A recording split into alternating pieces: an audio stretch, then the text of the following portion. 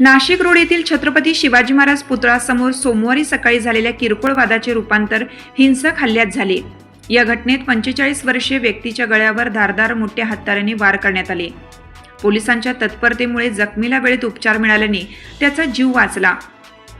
पोलिसांनी दिलेल्या माहितीनुसार सोमवारी सकाळी 11 वाजण्याच्या सुमारास 3 जण जेवण करून कॉम्प्लेक्स लगत असलेल्या चहाच्या टपरीजवळ बसले होते।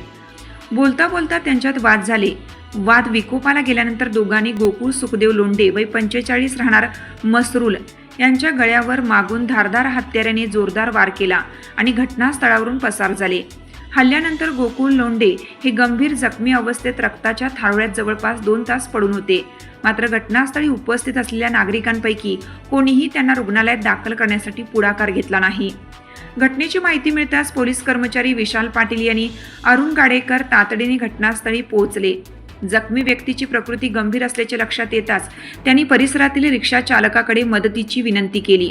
मात्र कोणीही प्रतिसाद न दिल्याने त्यांनी वेळ न दवडता आपली MH15 GR 7729 या वाहनातून गोकुळला नाशिक रोड येथील हिंदू हृदय सम्राट बाळासाहेब ठाकरे बिटको रुग्णालयात दाखल केलं।